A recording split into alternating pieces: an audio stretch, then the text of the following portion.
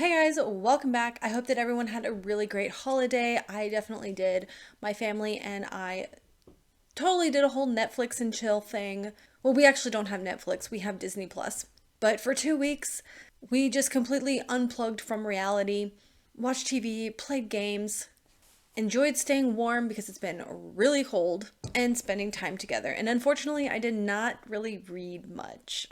I've been kind of slowly chipping away at reading Don Quixote. But yeah, I didn't really read. We were watching too much TV and like sleeping in and stuff. Now my husband is off to work for a couple of weeks. My kids are back in school. I have the house to myself.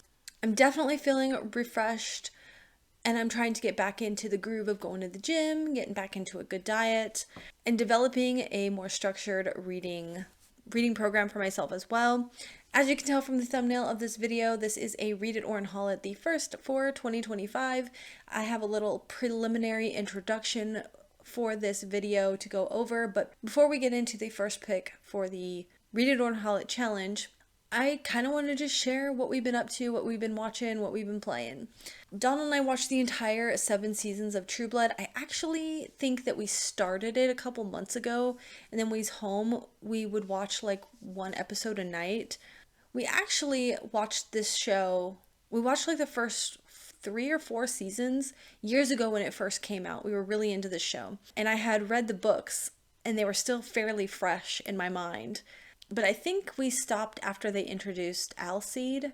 Now they have like 7 seasons, and so we were really behind. I think we just wanted to finish it at that point.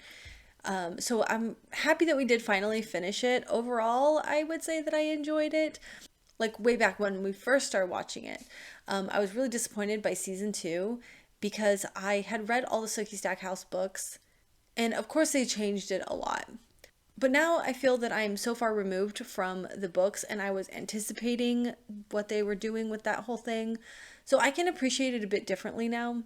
Rewatching the show has actually made me want to reread the books now. Then we started watching the new Skeleton Crew TV show. This is with my son Aaron. And I'm actually really surprised at how much I love that show. It is so funny, it is so cute. And if you don't know, it's a Disney Plus show, and it's like amongst the Star Wars canon. It follows these 4 kids who live on this planet called Aden, and 2 of the kids are just so bored out of their mind with their lives and the predictability of what their future careers are going to look like, and they just want an epic adventure. One of the kids is just so impressed, enamored, in love with Jedi. So he would love nothing more to have like some Jedi adventure, and he and his friend like to play around like that. Well, they end up getting more than they bargained for when they find an old ship that was buried in the woods. And they go inside, they're exploring, and Wim, one of the kids, his name is spelled W-I-M, Wim, doing what impulsive boys do, pushing buttons, especially when they are told not to push the big button, pushes the big button. Well, they find themselves stuck in the ship, the doors slam closed, and this ship carries them off into outer space. And from there, they are just trying to get back home, and it is just hilarious. We also watched the new movie Wicked, and I was really impressed. Ignore all the odd behavior and the drama from the actors, because when it comes to this movie, they both did such a great job. I'm not trying to insult anyone if you already know, but my husband didn't actually know this. So Wicked is based off the Broadway musical, which my husband didn't know that. And this movie is a musical. And Wicked is also based off of the books by Gregory Maguire, which are a retelling of Frank L. Baum's Wizard of Oz series. So I didn't want to assume that anyone already knew that, because my husband was not actually aware of that. I guess he thought that Wicked was based off the Wizard of Oz. He didn't know that Gregory Maguire actually wrote Wicked, the books. So anyways, I just wanted to make sure. Anyways, I was so happy to see it. I actually read the book, which I wish I had had a better experience with reading the book. But I actually think I want to give the book a reread now, because I don't know, maybe I just wasn't in the right headspace, or it might have been when I was like trying to rush through, because I do remember about halfway through the book just seemed to keep going on and on and on. But after watching the movie, like, I just have to say, Ariana and Cynthia are kind of being made fun of for crying at every interview process. And like, it does sound kind of weird, but I do think that some of those clips are definitely out of context, as most things are. But after watching the movie, like, I got really emotional myself in certain parts, like, especially when it came to the professor and learning about the politics and why the professor had to quit. And like, that was heart-wrenching. And just Cynthia's role as the Wicked Witch, and how her entire life, since the second she was born, she has just been told that she's an outcast, she doesn't fit in, she's, green. And they have all these questions, like, whenever she meets new people, she's like, all right, let's get this out of the way. Yes, I've always been green, and all this stuff. And it's like, thinking about that being someone's life all the times, like, that is just an emotional thing, you know what I mean? So I can actually maybe understand why they get really kind of emotional, talking about it. But there's also so many parts throughout the movie that I was just laughing out loud. It was the funniest thing ever. Like, Ariana's part is absolutely hilarious because she does this hair flip thing, and it's just all the time. She is so self-centered, and I was not expecting it to be so damn funny. And I will likely be rewatching it fairly soon and a couple more times because it was that good. As for games, my son Aaron absolutely loves board games. And my older son doesn't really care for board games, but there is one board game that he will join in family board game night, and that is Disney Villainous Star Wars.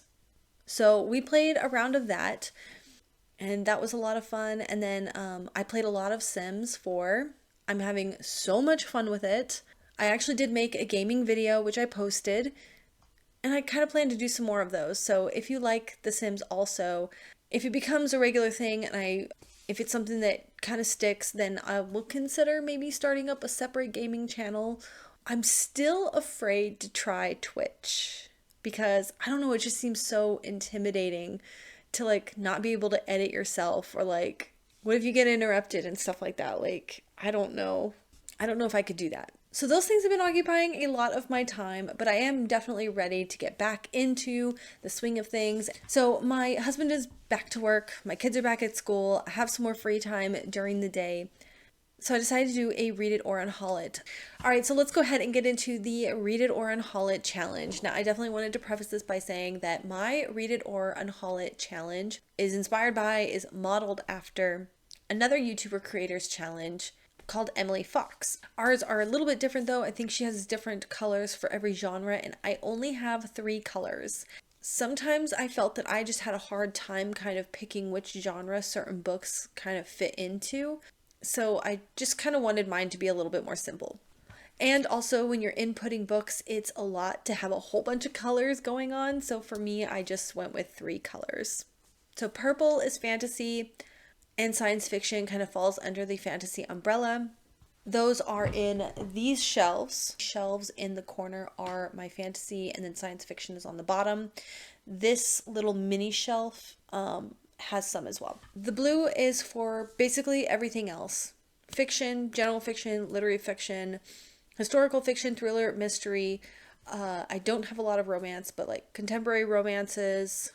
This whole center area is basically all of that genre. And then the white is for not in my comfort zone. Most of my classics are going to be in there. Classics, modern classics. Things I did not include. I did not include most series, like series starters.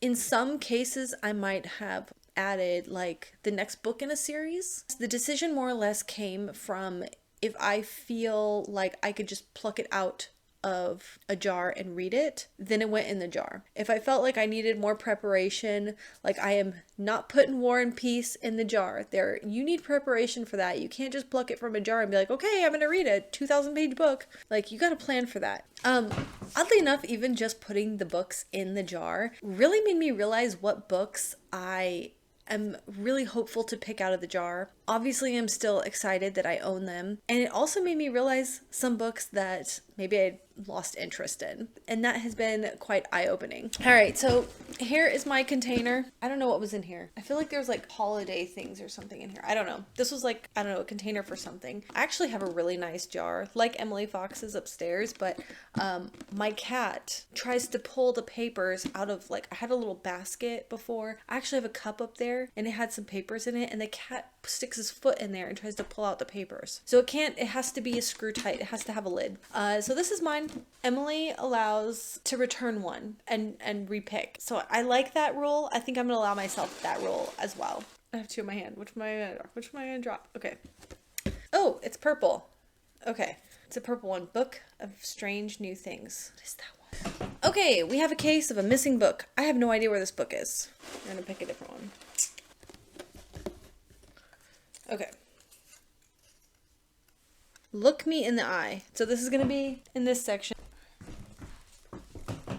All right, Look Me in the Eye. I'm actually pretty excited about this one. Look Me in the Eye, My Life with Asperger's by John Elder Robinson. So this is a memoir. And the foreword is by Augustine Burroughs, who wrote Running with Scissors, which is a book I love and adore. Ever since he was young, John Robinson longed to connect with other people. But by the time he was a teenager, his odd habits, an inclination to blurt out non sequiturs, avoid eye contact, dismantle radios, dig 5-foot holes, and stick his younger brother Augustine Burroughs in them. Wait, what? That's his brother? What?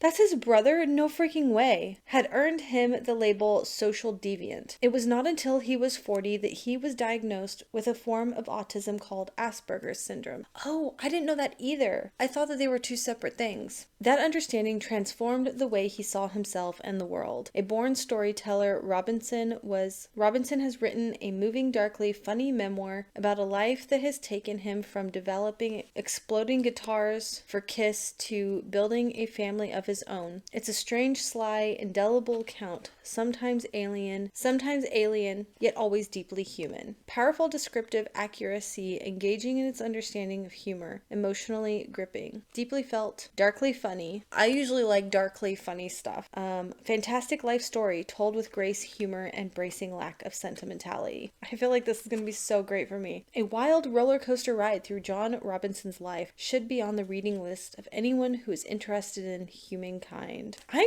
After I read this, I need to also reread Running with Scissors. I read Running with Scissors so many years ago, and why do I not remember him having a brother in that book? I definitely need to reread it. But anyways, all right, this is the book choice. I'm super excited about this. And I will catch back up with you. I'll catch back up with you when I have some updates. Oops, my mistake. Okay. So yeah, this is the pick. I'm super excited about this. Also, I'm reading a couple other things. In addition, I am reading this book, Don Quixote. I'm not very far into it, but this one I'm just reading like one chapter a day. And do you know how short the chapters are? They're very, very short. I'm actually a little bit behind. I should probably do some reading. I should probably read from this tonight. And then I'm also reading another book called The Otherwhere Post. I left it upstairs, so I can't show you the cover. We'll get to it sometime. I'm also reading The Otherwhere Post, and this is actually an arc. It's going to be coming out in March. So I guess technically I have to the end of February technically I have quite a while to read it, but it's actually really, really good. I have an audiobook I'm listening to. Oh wait, that book's probably already returned. My bad. I have some audiobooks kind of on the go, and but all right, I will catch up with you when I have some reading updates, and we'll see you soon. Hey guys, how's it going? I was just gonna check in. You know what I just realized? My last little update, I don't think there was any sound, but that's okay. Anyways, there's a lot of external noise because it's late. We just got back from Taekwondo. Hey guys, good evening. It is kind of late. My kids are home, and there's a lot of external noise. Son's in the kitchen, my other one's in the living room watching TV. There's gonna be a lot of external noises, so I'm sorry, but it cannot be helped. I just wanted to give a quick update. We are gonna pick a second book. Yes, that is a good glass of wine right now because I really need it. I wanted to give a quick update. I want to give a quick reading update, and then we're also going to go ahead and choose the next book because this reading experience is going pretty quickly, pretty fast. So, Look Me in the Eye is going incredibly well. I'm really enjoying this book. I have about 100 pages left. It seems like it's a little too soon to jump the gun and pick another book, but the reading the reading pace of this is actually quite quick. The reading pace of this is moving very fast. This is only like 2 days worth of reading, and I wasn't even reading like a lot. I wasn't even reading for like a very long time. Like I think I sat down this morning and had like 2, probably 3 cups of coffee this morning, and I read about 70 pages. The other night I sat down and read for a couple hours. Maybe not even that long. I don't know how long it was that I read, but I read like a huge portion during that time. But it seems like it's going very, so yeah, I'm gonna have to think about how to talk about this book at a different time, but so far so good. So every chapter is moving chronologically through his life. And I do have some questions though, because his name is John Elder Robinson, and I do recall that he talked about his, I did say that his little brother is Augustine Burroughs, who wrote Running with Scissors. However, in this book, he refers to his brother as Chris. His mom was Chris. In the introduction, he did say that he changed some names, but I don't see why. He literally only changed their names if he didn't want to embarrass them or they asked for their names to be changed. But seeing as how Augustine Burroughs wrote his own book, I don't see that that is a name change. So I'm wondering if at a certain point Augustine was Chris and then changed his name. I can't remember. I want to reread. After reading this, I actually do want to reread Running with Scissors because he brings up some other things in here that kind of overlap in timeline from Augustine's book. And I do remember reading certain passages about like his dad and his mom and stuff. And I don't remember some of these details. And I'm sure it was in there. And obviously he was, I want to say, he said he was like 8 years older than his brother. So he's going to remember things so much differently than his little brother's going to remember them. So even though the things are going to overlap, they're going to be from completely different perspectives. So the recollection of those events is going to differ. And I'm not like, there was something else. So that's one of the biggest questions I have is about Augustine Burroughs' name. Is his name actually Chris? And then he also says that his mom is his stepmom. So his little brother is like his half brother, I would say. I am kind of wondering about the family dynamic then, because that means that he didn't grow up with his actual mom, right? So what happened to his actual mom? His biological mom. Anyways, the stories in this are pretty funny. I am really surprised by them because there's a couple stories in here where he completely like plays almost like a prank on certain people that outwits them in like the cleverest way, in the best way, and they might be kind of mean, but it's so good. It's so funny. And then I think the thing that touches me the most is how when he was little, how much he felt like an outcast. Nobody really accepted him. People rejected him time and time again because of his behaviors and his mannerisms. And this created a lot of loneliness throughout his life. You can just see how much it just reverberates through all of his different stories and how he's like rejected. And it seems like he went through a period where he was so angry that people didn't accept him that he kind of acted out and stuff. I don't know, like there's a part of me that can kind of relate. Like I don't have Asperger's, but I have definitely felt like that crippling loneliness too, like feeling like my peers didn't accept me as well. And I think that a lot of people maybe have been in that position. So I think that even if you don't have Asperger's, this could be incredibly relatable. And I just think that's so incredibly interesting. It's also really sad. So needless to say, this book is incredibly good. I have to say though, and this isn't fair to compare it to Running with Scissors, but I recall Running with Scissors being so funny. And this is funny too, but it's like every chapter is kind of like a mini story. So you have a little bit of a build up to where he's at in his life and to the events happening in this story and how he deals with that issue. And it's when you get to the end of each scenario and how he deals with that issue where you really get that message. So it is kind of interesting, I guess. So that is that one. But like I said, I do see myself probably finishing this book tonight or tomorrow morning. So I'm going to go ahead and select the next book. Okay, I'm trying to think, is there anything that I particularly want?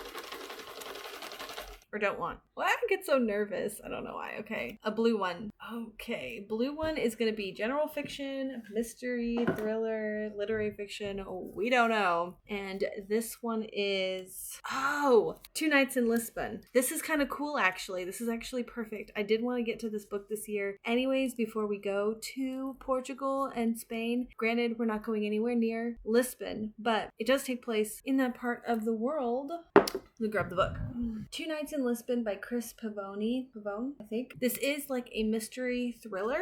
It's kind of big, so I'm a little bit nervous, but sometimes, I mean, if it's super addictive, you'll fly right through it. I'd say I'm kind of 50-50 on my expectations from this book, though, because I could see that it could potentially be very dull and therefore not keep my attention, because a lot of like mystery thrillers, especially kind of like whodunit mysteries, really have a difficult time holding my attention. What I particularly love in the thriller genres are domestic thrillers, where you're dealing with like husband-wife issues, something like that. Those tend to really hold my attention a lot. So let's just go ahead and read the back of this, if I can see in this darkness. You think you know a person. Ariel Price wakes up in Lisbon alone. Her husband is gone. No warning, no note, no answering his phone. Something is wrong. She starts with hotel security, then the police, then the American embassy. Each time confronting questions she can't fully answer. What exactly is John doing in Lisbon? Why would he drag her along on his business trip? Who would want to harm him? And why does Ariel know so little about her new and much younger husband? Okay, so this is more of a domestic thriller. Okay. The clock is ticking. Ariel is increasingly frustrated and desperate, running out of time, and the one person in the world who can help is the person she least wants to ask. International thriller that will stick with you long after the surprising final page. Okay, I'm much more excited about this book. For whatever reason, I'd read the back of the book when I first got it, of course, and then for whatever reason, it sat on my shelf for a while, and I started thinking that it was about two friends who like went on a party trip and something happened. I'm thinking of Hostel, probably, but that actually sounds incredibly good. So this woman is married a younger man, and he's on this business trip, and he's got secrets. Okay, I'm very excited about this. One other thing that I need to make time to read is this one, Don Quixote. I've been kind of focusing on the other book so much that I haven't been getting my daily chapters in. And there's something, okay, the first 5 chapters of this were so good. They were so funny. I was pacing myself because I wanted to practice that discipline in pacing myself, and I didn't want to get ahead of myself. I wanted time to contemplate the chapters and stuff like that. But then like I got past those incredibly funny parts, and like the last 3 chapters have been kind of not as funny. I'm not even 100% sure I recall exactly what happened. I kind of probably should backtrack a little bit, but it's making me kind of not want to pick up the book again, and I need to push through because it is really important. And like I said, that's why I wanted to slow down, because I didn't want to feel like I had to read a lot and it was going to be daunting. Like, okay, I'm not super excited to pick it up, but I'm just going to have to read like 4 pages. Anybody can read 4 pages even if you're bored. That's it. And that was kind of my goal, you know, and I am a little bit behind on reading my chapters. So my son made me these little Studio Ghibli tree spirits, these little figurines on his 3D printer. So I put them on my shelf right over there, and he's constantly knocking them over. Like, he loves these little guys. I do too, so I guess I don't blame him. Where was I talking about? Yeah, so like even if I'm bored, I should be able to make it through like 4 pages and it will pick up again. I have full faith. I know that this is a lot of pages. Like it's gonna come around again. But so I'm at page 73, chapter 9, in which the stupendous battle between the gallant Basque and the valiant man from La Mancha is brought to a conclusion. In the first part of this history, we left the valiant Basque and the famous Don Quixote with naked swords aloft, about to deliver 2 such devastating downstroke that if their aim was true, they would be very least split each other. Okay, that just reminds me that I probably need to take a step back and reread the last chapter, because it seems like it ended on a very epic note and maybe I just wasn't very focused. So we're just gonna backtrack and we're gonna reread it. That alone's gonna help me. Hey guys, what day is it? It's Thursday. It's Thursday evening. My son and I just got back from our Taekwondo class, and I just feel like wanted to chat just a little bit, being that it's Sora. He has found where I moved a little. I don't even care right now. I'm really kind of tired.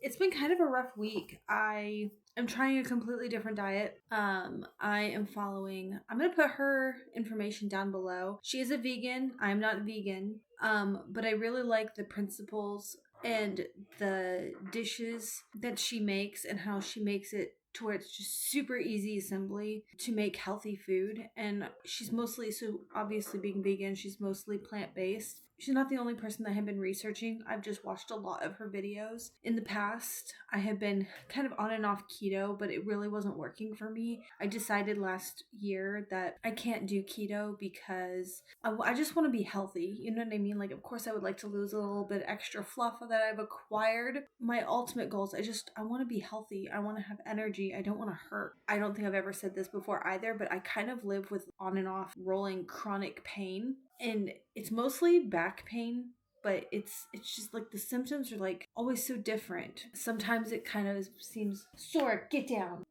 Sometimes it kind of seems like, it's a lower back pain consistent with maybe a disc problem, or maybe it's piriformis issues or tight muscles. Like it always seems like it's something completely different. But the main thing at the end of the day is just like, I just hurt all the time. It does make daily activities challenging, and then it does eventually start affecting mood and confidence and all of those other things when you physically hurt. So, you just lost it behind there. It's not coming out now. I literally have to move everything off of that. Of course, he wants to be menace now. Now you're gonna lose the next one.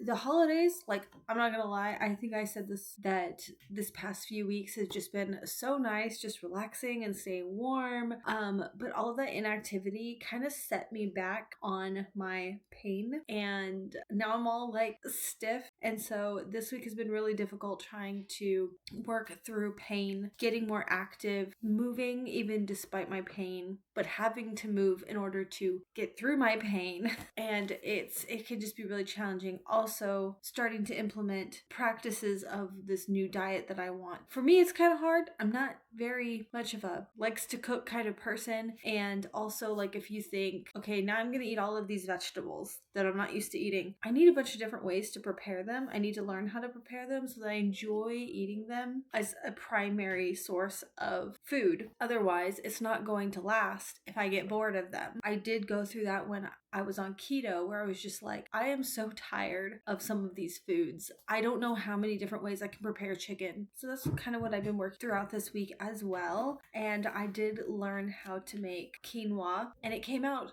so delicious. Like, I could definitely eat that a lot. I still want to learn how to make lentils, and I've been adding a lot of potatoes to my diet, which, come to find out, potatoes are actually good for you, according to some people on the internet. But, and then, Sora, stop it. He's knocking this little plastic thing all over the floor. So, yeah, I took your toy. It's not over here. I got it in my pocket. But something else that I said I wanted to do last year that didn't do very well at, I started doing it this year. I started this week working on a big goal that I had set for myself last year that I didn't really do very well. So we're starting again, trying to declutter. I thought a good strategy to do that would be to fill a box a day of things to donate. And there was just a couple of corners in my house. There wasn't like a set number of boxes. It wasn't like for 30 days fill a box. Like, I literally probably wouldn't have anything left. But there was just corners in my house that I felt. Box one, nice medium-sized box. Still a lot of room in here, but I actually have some things that are downstairs that can actually go in that box. And then I have my other two boxes.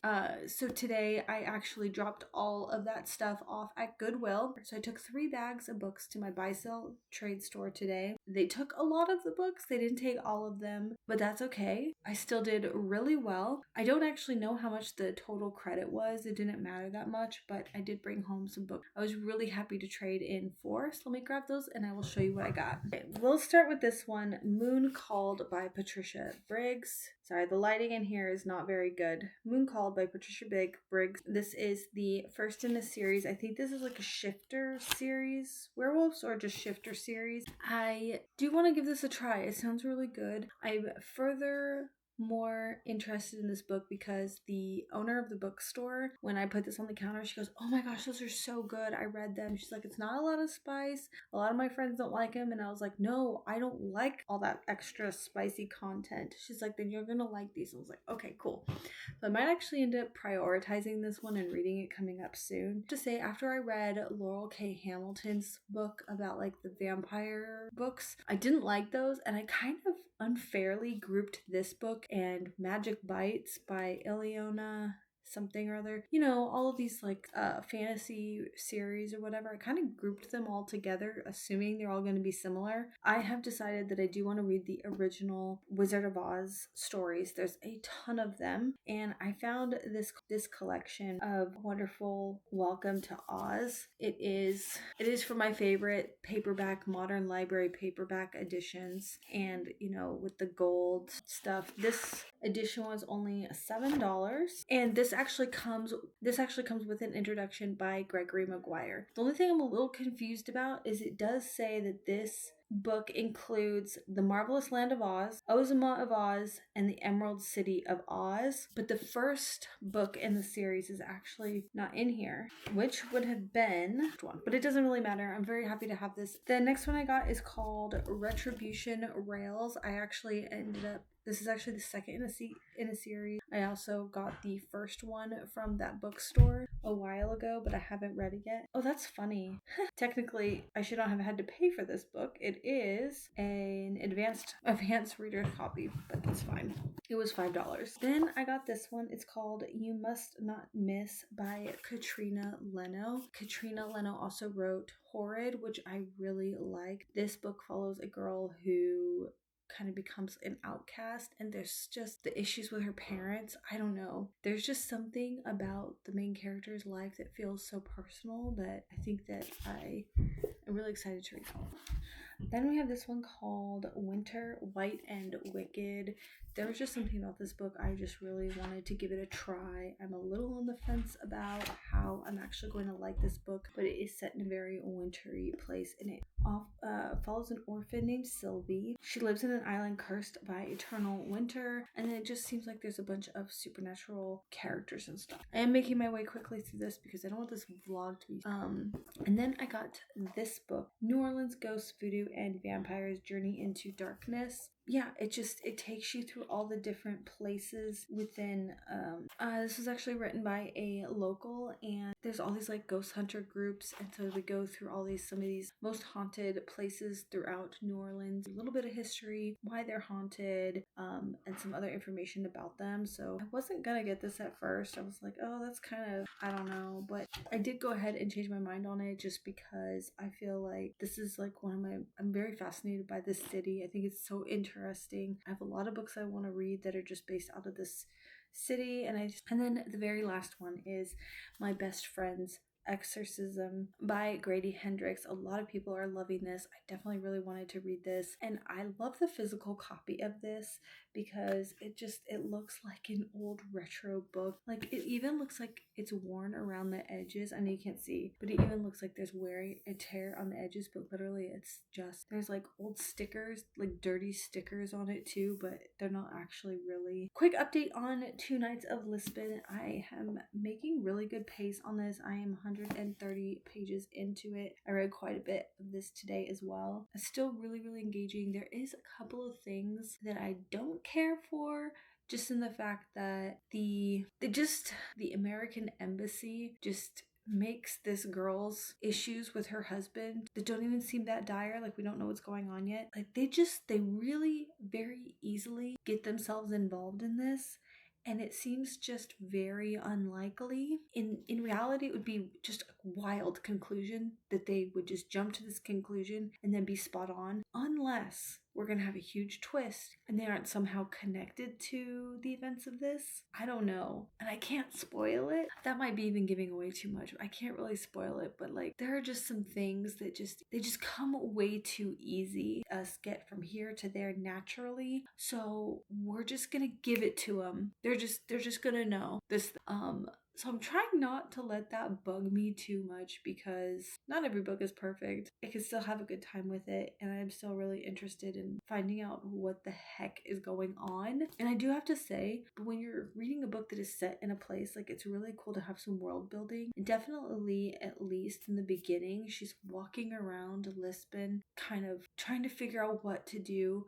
And she's commenting on everything that she sees, like the colors of the building, the people, and the way they dangle their laundry on lines in front of their house and or in their apartments, and the foods that they're making, and the streets. And she is giving us a glimpse into what her surroundings look like walking around the city, and I thought that was incredible. And you really feel like you're transported into the city with her. So one reviewer I heard did say, like, it was really good, but it's long. And I was worried about that. Like, yeah, I am worried that at some point here coming up, it's going to start feeling kind of slow. I'm already feeling like some of our flashbacks into her past. Sometimes I'm like, well, I just don't see how this is going to be relevant to finding out what happens next. So I am kind of like reading a little bit faster pace to get through those, unless I come across something that I feel like, oh wait, this seems important. And then I'll slow down and kind of read that a little bit more carefully so that I don't miss something.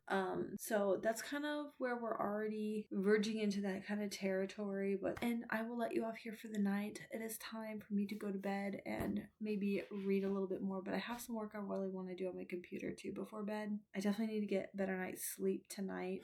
Breakfast, I'm gonna make avocado toast with a fried egg on top for me and the kids. I really need to get to yoga, but they don't have a class until 10 a.m., which shouldn't be a big deal, but I think I will be proud of myself if I just go. And then that's gonna be my big exercise for like the next couple days. So I really need to go. Hey guys, good morning. It is Thursday morning. I actually tried to film this last night, but there was a really bad lag on my computer. It needed to run an update and all that good stuff. Plus, it works out anyways because I was so tired. I was like not even able to speak clearly because I was so tired. Yesterday was an incredibly busy day. So I don't know if I mentioned this. I'm still trying to work out in my head how I might like vlog this, how I might like kind of include what I'm doing. So in case you haven't heard, this coming up summer, end of May, the month of June, I'm going to be going to Portugal and Spain. We're actually going to be doing the Camino de Santiago with my mom,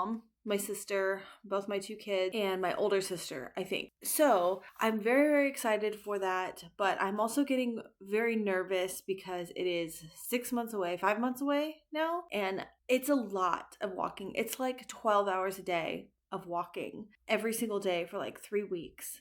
And let's face it, I am just not used to that kind of activity. I don't think most people are used to quite that activity, but if you do have like a day job where you're walking a lot, you're probably in a lot better shape to be able to do that kind of walk. But like, I'm just trying to get as much more activity as I can as possible. So from here till then, I'm going to be kind of training to be able to do that. That's going to be a lot of just trying to get more steps up, walking more. I am kind of I do struggle with a lot of like sciatic pain, back, I don't even know. So I've been trying to work through all that pain, heal myself with yoga. And I will say this, right before the holidays, my pain was gone. So it sucks when you're having so much pain and you're trying so hard. It's hard to be patient to know that like, just keep it up. Work through the pain because it's going to go away, and it feels impossible. It feels like it's never going to end. Everything that you do just makes it worse. Like at the end of the day, like I woke up in a really great space yesterday morning. I did hot yoga. I went for a walk. I came home. I didn't really sit down in front of my computer or anything like that. I did like organized a room and stuff like that until my kids came home. Then I made dinner. And then we went for another walk. And then I took my son to his leadership program. And then we went to Taekwondo. So like yesterday was so jam-packed and just constantly moving. And by the end of the day, I just thought I was going to keel over. I had so much pain. Feet were aching terribly. Oh, and the day before yesterday, also, my son and I went on another walk towards the evening before I went to Taekwondo as well. That's just going to be a work in progress. And I thought that a really good way to stay motivated to just keep working as much as I can every single day would be to share that, to make vlogs about it. So we'll see. Maybe I will, maybe I won't. Maybe I'll just share that progress when we do these Read It or Unhaul It. I guess I find it kind of boring, I would say, just to like walk my greenway every day. So having audiobooks is going to really helpful to have something to do, have something to read every day when I go on my walks every day. So I'm hoping that that will read a lot of books and get a lot of walking in. Today is actually a gorgeous day. It has been freezing in the 20s, in the 30s, really not nice weather. But the last like 3 days has been absolutely gorgeous. Today is a rainy day.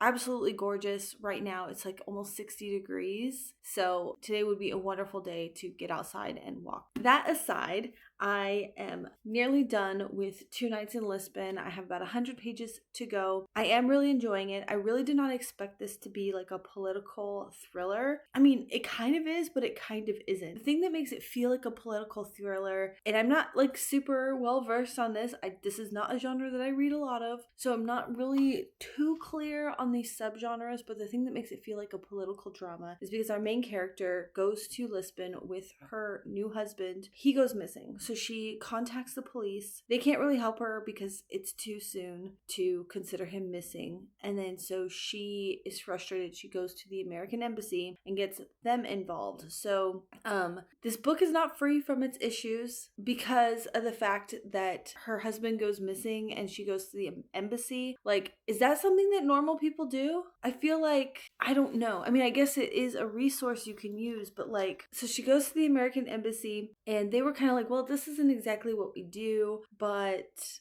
they do end up getting involved. And the way that happens, it just seems kind of weird. So later on in the book, as we get to know our main character more, she says some kind of dramatic things that just don't sit with me well because she's had some experiences that led her to feel this way. So those don't really want to be, I don't really want to dismiss those. But at the same time, she says things like, she's so pretty that everybody wants to sexually assault her, essentially, is kind of what it chalks up to imply. And that she has to deal with sexual harassment every single day of her life because she is a woman, and this is what all women deal with every single day of their life. And I just feel that that is so overly exaggerated. And I know what she's saying. Like, she's saying that just being a woman living in the world, you are subject to catcalls. You are subject to people objectifying you when they speak to you or whatever. And I have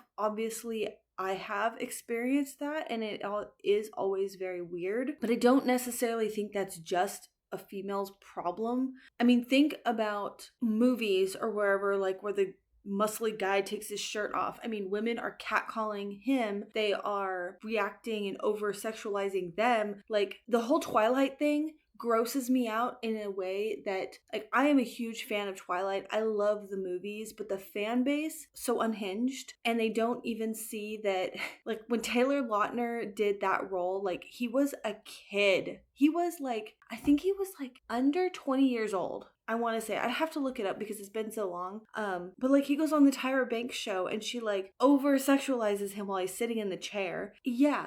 So, and I'm going off on a tangent here, I know that, but I do think that people are so focused on how women are assaulted that we're completely, or that a lot of times men kind of like the attention, that they don't also think that men can be victims. That's just not true. So yeah, that's one kind of thing that I kind of take issue with. And I didn't even realize it because I wasn't really paying attention to who the author was until I was thinking about this book. And I was like, oh, it's a male author. And a lot of, I don't know what it is, but it just seems like a lot of male authors who write female perspectives are just kind of missing the mark on this. You know what I mean? I mean, I have to appreciate that he's not trying to over-sexualize her, and he is really bringing in a very important message through.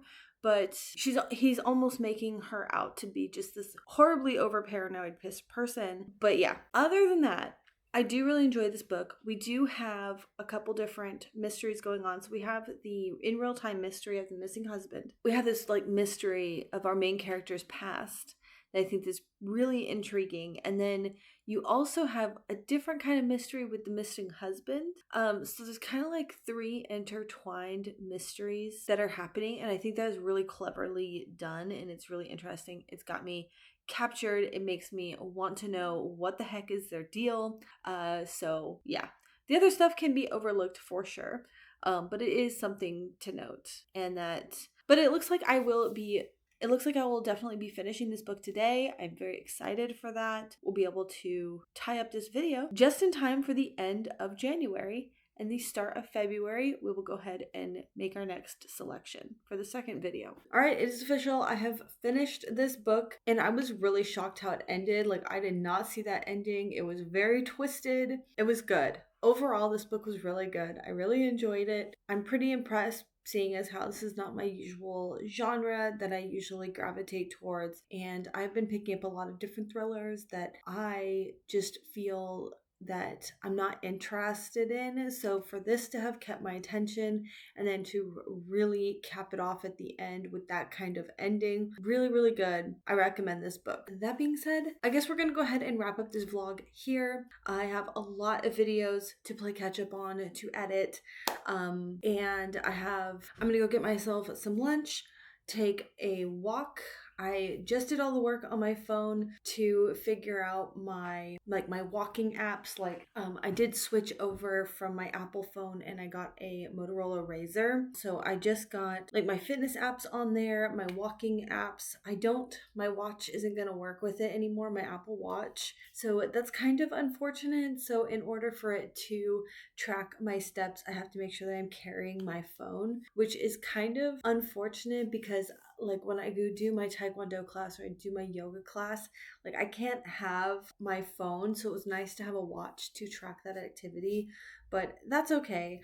At least it'll be tracking these steps on when I go on walks. So I've suddenly gotten really chilled, probably because like I have wet hair and all that stuff. But yeah, so I got some of those things to do. Then I'm gonna come back, edit some videos, and hopefully get this video out to you guys pretty soon. And then we'll go ahead and select the next book for February. So I'm super excited about that. So I hope that you enjoyed this video. If you like these videos, don't forget to like and subscribe to my channel, and you can be notified. If you hit the bell, you can be notified when new videos come out.